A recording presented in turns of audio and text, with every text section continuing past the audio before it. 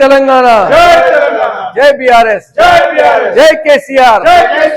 बड़े अफसोस के साथ कहना पड़ रहा है कि कल 27 अप्रैल को जो हमारी सिल्वर जुबली वरंगल में है, उसको नुकसान पहुंचाने के लिए कांग्रेस के ग्रुप में एनटीवी के बैनर के नाम पर एक फेक न्यूज फैलाई जा रही है, जिसकी वजह से लोगों में जो है ना एक किस्म का बेचैनी पाई जा रही है।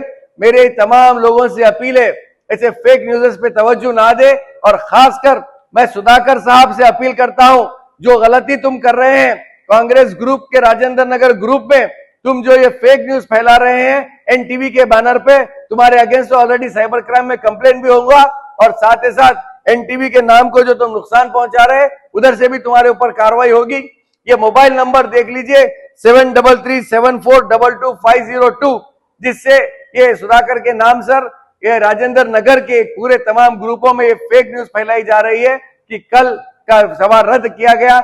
ऐसा कुछ नहीं है, हम सब मिलकर इस सभा को कामयाब बनाएंगे।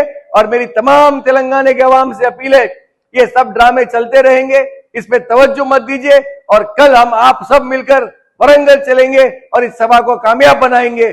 जय तेलंगाना, जय केसीआर।